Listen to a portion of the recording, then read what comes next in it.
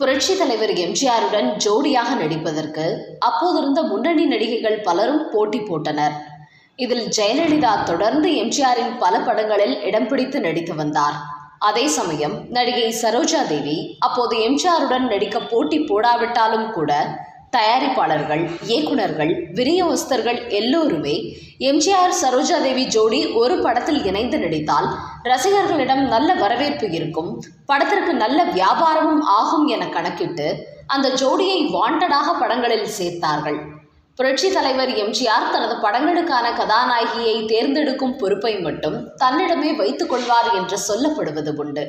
அதற்கு காரணம், ரசிகர்களுக்கு இந்த ஜோடியுடன் நடித்தால் அவர்கள் மகிழ்ச்சி அடைவார்கள் என்பதும் ஒரு காரணம்.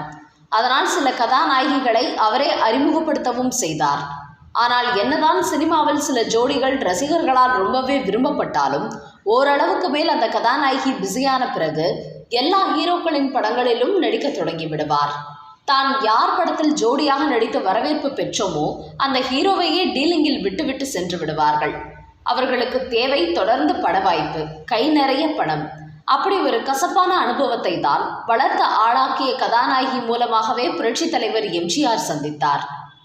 தமிழ் சினிமாவில் நடிகர் திலகம் சிவாஜி கணேசனுக்கு நெருக்கமான நபராக அறியப்பட்டவர் காங்கிரஸ் கட்சியை சேர்ந்த சின்ன அண்ணாமலை. சினிமா தயாரிப்பிலும் இவர் ஈடுபட்டிருந்தார். அந்த சமயத்தில் எம்ஜிஆரை வைத்து படம் தயாரிக்க வேண்டும் என விரும்பினார் சின்ன அண்ணாமலை. அதை எம்ஜிஆரிடமும் சொன்னார். நல்ல கதை இருந்தால் வாருங்கள், நிச்சயம் நான் நடித்து தருகிறேன் என்று சொன்னார். இதற்காக சாவித்ரி பிக்சர்ஸ் என்கிற புதிய பேனர் உருவானது. அந்த சமயம் எம்ஜிஆர் பிஸியாக நடித்து கொண்டிருந்ததால் மாலை 6 மணியிலிருந்து இரவு 10 மணி வரை தினசரி கால்ஷீட் தருகிறேன் என்று கூறினார். அதே சமயம் எம்ஜிஆர் இப்படி குறுகிய நேரமே கால்ஷீட் தந்து நடிப்பதாலும் அவருக்கு ஜோடியாக நடிக்க பானுமதி, பத்மினி, சாவித்ரி ஆகிய நடிகைகளை ஒப்பந்தம் செய்தால் அவர்களும் பிஸியாக நடிப்பதால் கால்ஷீட் பிரச்சனை ஏற்படும் என்பதும் பெரிய தடையாக இருந்தது. அதனால் இந்த சிக்கலை சமாளிக்க புதிதாக ஒரு கதாநாயகியை கொண்டு வந்தால் நன்றாக இருக்கும் என எம்ஜிஆர் விரும்பினார். அந்த சமயத்தில்தான் தயாரிப்பாளர் சின்ன அண்ணாமலைக்கு நெருங்கிய குடும்ப உறவினரான நடன கலைஞர் பத்மா சுப்பிரமணியம் தனது உறவுக்கார பெண் ஒருவர் பெங்களூரிலிருந்து இங்கே சினிமாவில் நடிப்பதற்காக வந்து தங்கி இருக்கிறார் என்றும், அவருக்கு நீங்கள் தயாரிக்கும் படங்களிலோ அல்லது உங்களுக்கு தெரிந்தவர்களின் படங்களிலோ சிபாரிசு செய்து வாய்ப்பு கொடுங்கள் என்றும் கேட்டிருந்தார். அவர் அப்படி அறிமுகப்படுத்திய பெண் மாநிலத்துக்கும் கொஞ்சம் குறைவான நிறம்தான். இப்போது எம்ஜிஆர் நடிக்கும் படத்தில் இந்த பெண்ணை கதாநாயகியாக்க முயற்சித்தால் என்ன என்று யோசித்த சின்ன அண்ணாமலை அந்த பெண்ணை நடிக்க வைத்து சில காட்சிகளை ஆடிஷன் செய்து படம் பிடித்தார். அதை கொண்டு போய் எம்ஜிஆரிடம் போட்டு காட்டினார். எம்ஜிஆரை பொறுத்தவரை எதிலும் அவசரப்பட்டு முடிவெடுக்க மாட்டார். மேக்கப், ஸ்கிரீன் டெஸ்ட் பார்த்த பிறகு எல்லாம் தீர்மானிக்கலாம் என்றுதான் சொல்வார். அதனால்தான் மேக்கப் டெஸ்ட் எடுத்த கையோடு கதாநாயகியின் புகைப்படங்கள் மற்றும் வீடியோக்களை எம்ஜிஆருக்கு போட்டு காட்டினார் சின்ன அண்ணாமலை.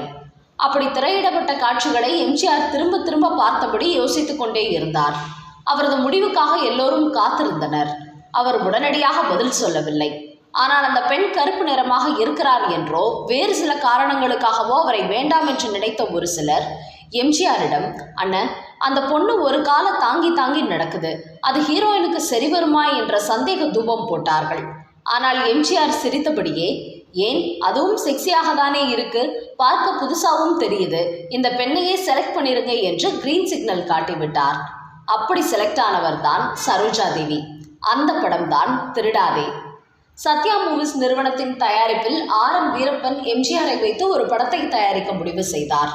சத்யா மூவிஸின் முதல் தயாரிப்பு இந்த படம். எம்ஜிஆரின் அம்மா சென்டிமெண்ட் கதைப்படி படத்திற்கு தெய்வத்தாய் என்று பெயர் வைக்கப்பட்டது. இந்த படத்திற்கு வசனம் எழுதியவர் இயக்குனர் சிகரம் K. பாலச்சந்தர் தான். கதாநாயகியாக சரோஜா தேவி ஒப்பந்தமானார். இது கேம்லர் என்கிற ஹிந்தி படத்தின் ரீமேக்காக உருவானது. 1963 டிசம்பர் 12 AVM நிறுவனத்தில் இந்த படத்தின் படப்பிடிப்பு துவங்கியது. ஆரம்பத்தில் எல்லாமே நல்லபடியாக நடந்தன.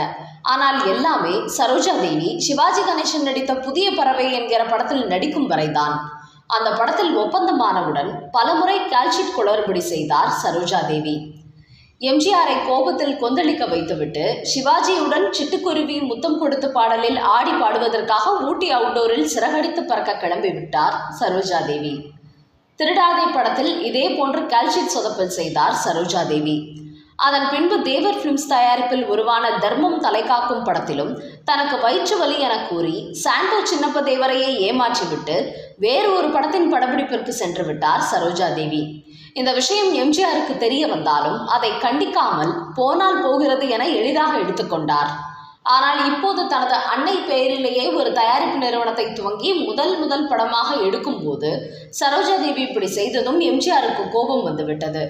இருந்தாலும் புதிய பறவை படப்பிடிப்பை முடித்துவிட்டு தான் தெய்வத்தாய் படப்பிடிப்புக்கு திரும்பினார் சரோஜா தேவி. ஆனாலும் எம்ஜிஆரின் கோபம் குறையவில்லை. உடனே அவர் தயாரிப்பாளர் வீரப்பனை அழைத்து இயக்குனர் மாதவனிடம் சொல்லி எனக்கும் சரோஜா தேவிக்கும் தனித்தனியாக க்ளோஸ்அப் காட்சிகளை எடுத்துக்கொள்ள சொல்லுங்கள், எனக்கு அந்த பெண்ணுடன் இணைந்து நடிக்க விருப்பமில்லை என்றார். எம்ஜிஆருடன் பல வருடங்கள் இணைத்து பயணித்து வந்தவர் ஆர். வீரப்பன் என்பதால் அவரது கோபத்தை புரிந்து கொண்டு, அதே சமயம் இப்போது இந்த யூனிட்டில் இருப்பவர்கள் எல்லாம் அவ்வளவு அனுபவம் வாய்ந்தவர்கள், தொழில்நுட்பம் தெரிந்தவர்கள் அல்ல. இயக்குனர் மாதவனுக்கு வரிசையாக காட்சிகளை எடுக்கத்தான் தெரியும். அதனால் இந்த இடத்தில் உங்கள் கோபத்தை காட்ட வேண்டாம், மெதுவாக பார்த்து கொள்ளலாம் என்று கூறி சமாதானப்படுத்தினார்.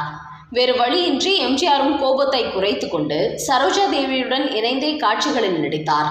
அதற்காக எம்ஜிஆர் இப்படி முழுக்க கோபக்காரரா என்றால் அப்படி சொல்லிவிட முடியாது. ஏனென்றால் அந்த படத்தின் ஷூட்டிங்கிலேயே என்ன நடந்தது என்று சரோஜா தேவியே ஒரு முறை கூறியிருக்கிறார். அதாவது படப்பிடிப்பு நாட்களில் சாயங்காலம் ஆகிவிட்டால் எம்ஜிஆர் அண்ணனை டிஃபன் வரவழைப்பார். அதில் ஸ்பெஷல் ஐட்டமாக இருக்கிறது பாசந்தி. அண்ணன் பாசந்தியை விரும்பி சாப்பிடுவார். அப்போ நான் ரொம்ப ஒல்லியாக இருப்பேன். என்கிட்ட சரோஜா பாசந்தி சாப்பிடு, உடல் கொஞ்சம் பூசினால் போல வரும் என்பார். இல்லைன்னே, உண்டாகிற உடம்பு இயற்கையாக உண்டாகட்டுமே என்றேன். அன்னைக்கு ஒரு பெண்ணை பார்த்து நிலவை பார்த்தேன் பாடல் காட்சி எடுத்தாங்க. அதில் எம்ஜிஆர் அங்கங்கே என்னை அலேக்கா தூக்கி வைப்பார். அத்தனை ஒல்லியாக இருந்தேன் நான். அதனால் தான் உடம்பில் கொஞ்சம் சதை போடட்டும் என்று கரிசனத்தோடு என்னிடம் எம்ஜிஆர் கேட்டிருந்தார் என நான் புரிந்து கொண்டேன் என்று கூறியுள்ளார் சரோஜா தேவி. புரட்சி தலைவர் எம்ஜிஆர் நடித்த நீதிக்கு பின் பாசம் என்கிற படத்தில் புகைப்பட கலைஞராக பணியாற்றி வந்தார் நாகராஜ ராவ். அந்த படத்தில் வாங்க வாங்க கோபாலையா என்கிற ஒரு பாடல் காட்சி ஒரு நாள் படமாக்கப்பட்டு கொண்டிருந்தது. எம்ஜிஆரும் மற்ற டெக்னீஷியன்களும் படப்பிடிப்பு தளத்தில் பாடல் காட்சிக்காக தயாராகி கொண்டிருந்தார்கள். நாகராஜ ராவ் ஸ்டில் எடுப்பதற்காக ஆங்கிள் பார்த்து கொண்டிருந்தார். ஷூட்டிங் ஸ்பாட் பரபரப்பாக இயங்கிக் கொண்டிருந்தது. அப்போது மேக்கப் ரூமில் இருந்த கதாநாயகி சரோஜா தேவிக்கு அவரது அசிஸ்டன்ட் பொன்ராஜ் உதவியாக இருந்திருக்கிறார். அப்போது மேக்கப் போட்டதும் புகைப்படங்கள் எடுப்பதற்காக நாகராஜராவை கூப்பிட்டு என்று பொன்ராஜிடம் சொல்லி இருக்கிறார் சரோஜா தேவி. உடனே மேக்கப் ரூமிலிருந்து வேகமாக வெளியே வந்த பொன்ராஜ் தூரத்தில் இருந்த போட்டோகிராஃபரை பார்த்து, நாகராஜராவ், அம்மா கூப்பிடுறாங்க, உடனே வாங்க என்று சத்தம் போட்டு கூறியுள்ளார். அவர் போட்ட சத்தத்தில் பட யூனிட் மொத்தமும் திரும்பி பார்த்திருக்கிறது. யார் இப்படி ஒருவர் படப்பிடிப்பு தளத்தில் சத்தம் போடுகிறார் என்று எம்ஜிஆரும் திரும்பி பார்த்துள்ளார். நாகராஜராவையும் பார்த்துவிட்டு படக்குழுவினரையும் எம்ஜிஆர் பார்த்துள்ளார். பிறகு என்ன நினைத்தாரோ விறுவிறுவென பொன்ராஜை நோக்கி நடந்துள்ளார். அவரது பார்வையிலும் நடையிலும் ஏதோ நடக்கப் போகிறது என்பது மட்டும் படக்குழுவினருக்கு தெரிந்தது. எதிர்பார்த்தது போலவே பொன்ராஜ் அருகில் சென்ற எம்ஜிஆர் அவரது கன்னத்தில் ஓங்கி ஒரு அறை விட்டார். பொன்ராஜ் மட்டுமல்ல, இந்த சத்தம் கேட்டு வெளியே வந்த சரோஜா தேவியும் எம்ஜிஆர் எப்படி தனது உதவியாளரை அறைவிட்டதை பார்த்து நடுநடுங்கி போய்விட்டாராம். எம்ஜிஆர் பொன்ராஜிடம், அவர் எவ்வளவு பெரிய மனுஷன், நாங்கள் யாருமே அவரை பெயர் சொல்லி கூப்பிட மாட்டோம், நீ பெயரை சொல்லி அதுவும் மரியாதை இல்லாமல் கூப்பிடுற, முதல்ல பெரியவங்களுக்கு மரியாதை கொடுக்க தெரிஞ்சுக்க, யார்கிட்ட எப்படி நடந்துக்கணும்னு தெரிஞ்சுக்க என்று கோபமாய் சொல்லிவிட்டு படப்பிடிப்பு பணிகளை மீண்டும் கவனிக்க சென்று விட்டாராம் எம்ஜிஆர். அதன் பிறகு சரோஜா தேவியின் உதவியாளர் அடுத்தடுத்த படங்களில் படப்பிடிப்பு தளத்திற்கு வரும்போது பெட்டி பாம்பாக அடங்கி விட்டாராம். புரட்சி தலைவர் எம்ஜிஆரின் படங்களில் அவராலேயே மறக்க முடியாத ஒரு படம் என்றால் பெற்றால் தான் பிள்ளையா என்று சொல்லலாம். இந்த படத்தை இயக்குனர்கள் கிருஷ்ணன் பஞ்சு இயக்கி இருந்தார்கள். இந்த படத்தின் கதையை எழுதிய எழுத்தாளர் ஆரூர் தாஸ் முதலில் சிவாஜியிடம் இந்த கதையை கூறியுள்ளார். அவருக்கும் இந்த கதை மிகவும் பிடித்து போக உடனடியாக ஒப்புக்கொண்டுள்ளார். ஆனால் சில தவிர்க்க முடியாத காரணங்களால் இந்த கதை அவரிடமிருந்து எம்ஜிஆருக்கு போக அவரும் உடனடியாக ஒப்புக்கொண்டு படத்தில் நடிக்க தொடங்கிவிட்டார். நாடோடியாக இருக்கும் எம்ஜிஆருக்கு ஒரு குழந்தை கிடைக்கிறது. அந்த குழந்தையை வளர்க்க அவர் எடுக்கும் முயற்சிகள் தான் கதை. அந்த படத்தில் கதாநாயகியாக சரோஜா தேவி நடித்தார். கவர்ச்சியும் களிப்பும் நிறைந்த வேடங்களில் தான் சரோஜா தேவி சோபிக்க முடியும் என்கிற தவறான எண்ணம் பல தயாரிப்பாளர்களுக்கு இருந்தது. எங்களை பொறுத்தவரையில் எல்லா தரப்பட்ட வேடமும் ஏற்று நடிக்கக்கூடியவர் சரோஜா தேவி. பெற்றால்தான் பிள்ளையா படத்தில் சரோஜா தேவியின் திறமைக்கேற்ற மாறுபட்ட வேடத்தில் நடிக்க வைத்திருக்கிறோம். யார் அவரை பற்றி எப்படி சொன்னாலும் சரி, எங்களை பொறுத்தவரையில் சரோஜா தேவி மென்மையான உள்ளம் கொண்ட நன்கு ஒத்துழைக்கக்கூடிய நடிகை என்றே சொல்வோம். இடைக்காலத்தில் அவரை பற்றி கர்வம் கொண்டவர் என்று சிலர் சொல்ல கேள்விப்பட்டிருக்கோம். சிறிது முன்கோபம் கொண்டவர் என்றாலும் சிரித்து பேசும் பழகும் தன்மை நிறைந்தவர் என்று படத்தின் இயக்குநர்கள் கிருஷ்ணன், பஞ்சு இருவரும் படம் வெளியாவதற்கு முன்பே சரோஜா தேவி பற்றி கூறினார்கள். பெற்றால்தான் பிள்ளையா படத்தில் சரோஜா தேவிக்கு இதுவரை அவர் ஏற்று நடித்திராத கிளி ஜோசியக்காரி மோகினி என்கிற கதாபாத்திரம் கொடுத்தார்கள். தமிழ் சினிமாவில் சரோஜா தேவிக்கு முன்போ பின்போ வேறு ஹீரோயின்கள் கிளி ஜோசியக்காரியாக நடித்திருக்கிறார்களா என்றால், சோவின் முகமது பின் துக்ளக் படத்தில் மனோரமா மட்டும் அதுபோன்ற ஒரு வேடத்தில் நடித்திருந்தார். மற்ற எந்த ஹீரோயின்களும் அப்படி நடிக்கவில்லை. கிணற்றில் தூர்வாரும் கதாபாத்திரத்தில் கதாநாயகனாக நடித்த எம்ஜிஆரை 5 வருடமாக விரட்டி விரட்டி காதலிக்கும் கதாபாத்திரம் சரோஜா தேவிக்கு. 1966 ஜனவரியில் வெளியான அன்பேவா என்கிற காதல் காவியத்தில் ஸ்டைலிஷான கதாபாத்திரத்தில் எம்ஜிஆருடன் இணைந்து நடித்த சரோஜா தேவி, டிசம்பரில் வெளியான பெற்றால்தான் பிள்ளையா படத்தில் அதற்கு முற்றிலும் மாறுபட்ட ஒரு கதாபாத்திரத்தில் நடித்தார். அந்த நேரத்தில் அவருக்கு சரோஜா தேவியுடன் சிறிது மனக்கசப்பு இருந்தது. அப்படி இருந்த போதும் இருவரும் எங்கள் எண்ணப்படி இணைந்து நடித்ததை மறக்க முடியாது. கண்ணன் பிறந்தான், எங்கள் மன்னன் பிறந்தான் பாடல் காட்சி படமாக்கப்பட்டது. அந்த காட்சியில் இருவரும் இணைந்து நடித்தனர். காட்சி அமைப்பு பற்றி இருவரிடமும் கூறினேன். பின்னர் எம்ஜிஆர் கூறுவதை சரோஜா தேவியிடம் கூறுவேன், சரோஜா தேவி கூறுவதை எம்ஜிஆரிடம் கூறுவேன். இருவருக்கும் மீடியேட்டர் நான் தான். இருவரையும் பேச வைக்க எவ்வளவோ முயற்சி செய்தும் பயனில்லாமல் போனது. ஆனால் காட்சி படமாக்கப்பட தொடங்கியதும் பாடலோடும் காட்சியோடும் ஒன்றி இருவரும் மிகச் சிறப்பாக நடித்தனர் என்று கூறியுள்ளார்கள் இயக்குனர் கிருஷ்ணன், பஞ்சு. இந்த படம் சரோஜா தேவியின் வாழ்க்கையில் மறக்க முடியாத ஒன்று. காரணம், இந்த படத்தில் அவர் நடித்துக் கொண்டிருந்த சமயத்தில் தான் எம்ஜிஆர் சுடப்பட்ட சம்பவம் தொடர்பான காவல்துறை விசாரணை மிக தீவிரமாக நடைபெற்றது. காவல்துறையின் விசாரணை வளையத்துக்குள் கண்ணெடுத்து பைங்கிலி சரோஜா தேவியும் சிக்கிக்கொண்டார். இது பற்றி சரோஜா தேவியை கூறும்போது, எம்ஜிஆர் சுடப்பட்ட போது ஹைதராபாத்தில் நாகேஸ்வர் ராவின் ரகசியம் படத்தில் நடித்து கொண்டிருந்தேன். திரும்பி மெட்ராஸ் வந்தபோது ஏர்போர்ட்டிலிருந்து போலீஸ் என்னை ஃபாலோ பண்ணாங்க. டிஐஜி பரமகுரு எங்கள் வீட்டுக்கே வந்து என்னை சந்தித்து கேட்டார், எம்ஜிஆர் நடித்த எல்லா படத்திலும் நீங்கள் தான் அவர் பக்கத்திலேயே எப்பவும் இருந்திருக்கிறீங்க, அதனால உங்களுக்கு தான் எல்லாம் தெரியும். பெற்றால் தான் பிள்ளையா படத்துல அவன் என் எதிரி, அதனால் தான் எதிரில் வைத்திருக்கிறேன் என்று எம்ஆர் ராதா உங்ககிட்ட ஒரு சீன்ல சொல்றாரு. அப்படின்னா எம்ஜிஆர் எம்ஆர் ராதாவுக்கு எதிரியாய் இருந்தாரா? அதை பற்றி உங்களுக்கு ஏதாவது தெரியுமா? சொல்லுங்கன்னு கேட்டாரு. அதுக்கு நான் சொன்னேன், அது கதைக்காக எழுதின வசனம், அதை அவர் பேசினார். ஒரு படத்துல பாவி துரோகின்னு வசனம் பேசினா அதுக்காக அவங்க உண்மையிலேயே அப்படித்தான் என்ற அர்த்தமா என்று பதிலுக்கு கேட்டேன். ஆனாலும் டிஐஜி பரமகுரு அதோடு என்னை விடவில்லை. மேற்கொண்டு என்னென்னமோ கேட்டார். எனக்கு இந்த போலீஸ் கோர்ட் என்றாலே எப்பவும் பயம். கொஞ்சம் இருங்கன்னு சொல்லிட்டு மாடிக்கு போய் என் வக்கீல் விபி ராமனுக்கு ஃபோன் பண்ணினேன். எம்ஜிஆருக்கும் அவர்தான் வக்கீல். டிஐஜி பரமகுரு கேட்டதை பற்றி விபி ராமன் கிட்ட சொன்னேன். அவங்க அப்படித்தான் கேட்பாங்க, நீங்க ஒன்றும் பயப்பட வேண்டாம், கோர்ட் விசாரணை வந்தப்ப நான் பார்த்துக்கிறேன்னு அவர் சொன்னார் என்று கூறியுள்ளார் சரோஜா தேவி. பெற்றால் தான் பிள்ளையா படம் 100 நாட்கள் ஓடியது. அண்ணா தமிழக முதல்வரான பின்பு அவரது தலைமையில் தான் அந்த வெற்றி விழா கொண்டாட்டம் நடைபெற்றது. ஆனால் சரோஜா தேவி அந்த விழாவில் கலந்து கொள்ளவில்லை. அவர் எம்ஜிஆருடன் இணைந்து கடைசியாக நடித்த படமும் அதுதான். எம்ஜிஆர் மீதான கோபத்தில் தான் அவர் கலந்து கொள்ளவில்லை என்று சொல்லப்பட்டது. அதே சமயம் கதாசிரியர் ஆரூர்தாஸின் யோசனைப்படி சரோஜா தேவிக்காக முதல்வர் அண்ணா வழங்கிய விருது கேடயத்தை நடிகையர் திலகம் சாவித்ரி அந்த விழாவில் கலந்து கொண்டு பெற்றுக்கொண்டார் என்பதுதான் ஹைலைட்டான விஷயமே. அந்த காலகட்டத்தில் சிவாஜி படங்களை இயக்கி அவரது ஆஸ்தான இயக்குனராக அறியப்பட்டவர் இயக்குனர் கே. சங்கர். அவரது டைரக்ஷனில் எம்ஜிஆர் தானே நடிக்க விரும்பி அழைத்தார். அப்படி எம்ஜிஆர் அழைத்த நேரம் சரியாக சிவாஜி நடித்த ஆலயமணி படத்தின் படப்பிடிப்பை துவங்க திட்டமிட்டிருந்தார் இயக்குனர் சங்கர். பரவாயில்லை, காலையிலிருந்து மதியம் வரை அவரது படத்தை இயக்குங்கள், மதியத்திற்கு மேல் என்னுடைய படத்தை இயக்குங்கள் என்று எம்ஜிஆர் கூறினார். அப்படி எம்ஜிஆரை வைத்து அவர் இயக்கிய முதல் படம் தான் பணத்தோட்டம். இந்த 2 படங்களிலுமே சரோஜா தேவி தான் கதாநாயகியாக நடித்தார். காலையில் வாகினி ஸ்டுடியோவில் சிவாஜியின் ஆலயமணி படப்பிடிப்பு நடக்கும். மதியத்திற்கு மேல் எம்ஜிஆரின் சத்யா ஸ்டுடியோவிற்கு வந்து விடுவார் சங்கர்.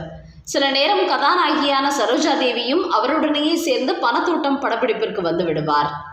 எம்ஜிஆர் சரோஜா தேவி ஜோடி போல தமிழ் சினிமாவில் அவ்வளவு பொருத்தமான ஜோடி இல்லை என்று சொல்லும் அளவிற்கு பல படங்களில் அவர்கள் இருவரும் இணைந்து நடித்தனர்.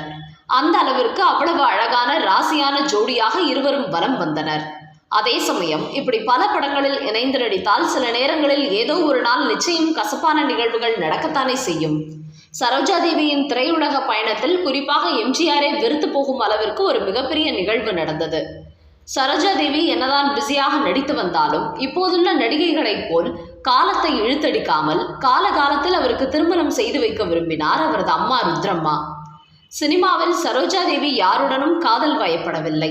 இதனால் அவருக்கு பொருத்தமான மாப்பிள்ளையை தேடிய ருத்ரம்மா ஏராளமான வரன்களை அலசி ஆராய்ந்து கடைசியில் ஜெர்மனியில் படித்த இன்ஜினியர் ஸ்ரீ ஹர்ஷாவை சரோஜா தேவிக்கு மருமகனாக தேர்ந்தெடுத்தார். அப்போது பெங்களூரு பெல் நிறுவனத்தில் பணியாற்றி வந்தார் ஸ்ரீ ஹர்ஷா. அந்த சமயத்தில் 28 வயதான வாலிபரான அவருக்கும் சரோஜா தேவிக்கும் ஏறக்குறைய கிட்டத்தட்ட ஒரே வயது என்று சொல்லலாம். சரோஜா தேவிக்கும் இப்படி ஒரு மாப்பிள்ளை அமைந்ததில் மிகப்பெரிய சந்தோஷம். 1967 மார்ச் 1 இவர்களது திருமணம் பெங்களூர் உட்லண்ட்ஸ் ஹோட்டலில் கோலாகலமாக நடந்தது. அதைத் தொடர்ந்து மார்ச் 5 மயிலாப்பூர் நியூ உட்லண்ட்ஸ் ஹோட்டலில் வரவேற்பு நிகழ்ச்சி நடைபெற்றது. ஆனால் ஆரூர் தாஸ்க்கு நன்றி கடன் செலுத்துவதற்காக சரோஜா தேவி இதை செய்தார். அது மட்டுமல்ல, சரோஜா தேவி ஆர்வ கோளாறில் இன்னொரு விஷயத்தையும் செய்தார். அதுதான் எம்ஜிஆரை மிகப்பெரிய அளவில் கோபப்பட வைத்துவிட்டது. அதாவது இந்த பெண் என்றால் பெண் திரைப்படத்தை தனது 100வது படம் என அறிவித்தார் சரோஜா தேவி. அதே சமயத்தில் எம்ஜிஆரின் அரச கட்டளை படமும் உருவாகி வந்தது. எம்ஜிஆரின் எண்ணப்படி அதுதான் சரோஜா தேவியின் 100வது படமாக அறிவிக்க வேண்டும் என நினைத்திருந்தார். சரோஜா தேவிக்கும் இது தெரியும். ஆனால் இப்படி சரோஜா தேவி தேவையில்லாமல் தனது 100வது படத்தை, அதுவும் அசோகனுக்கு ஜோடியாக நடித்த ஒரு படத்தை அறிவித்தது எம்ஜிஆர் சரோஜா தேவி கூட்டணி நட்பில் விரிசல் விழுவதற்கு மிகப்பெரிய காரணமாக அமைந்தது. சொல்ல போனால் அரச கட்டளை படத்திற்கு பிறகு புரட்சி தலைவர் எம்ஜிஆருடன் சரோஜா தேவி இணைந்து நடிக்கவே இல்லை. அதே சமயம் இப்படி சரோஜா தேவி பல சர்ச்சைகளில் சிக்கி நடித்த இந்த பெண் என்றால் பெண் திரைப்படமும் பெரிய அளவில் வரவேற்பை பெற தவறி தோல்வி படமாகவே அமைந்தது.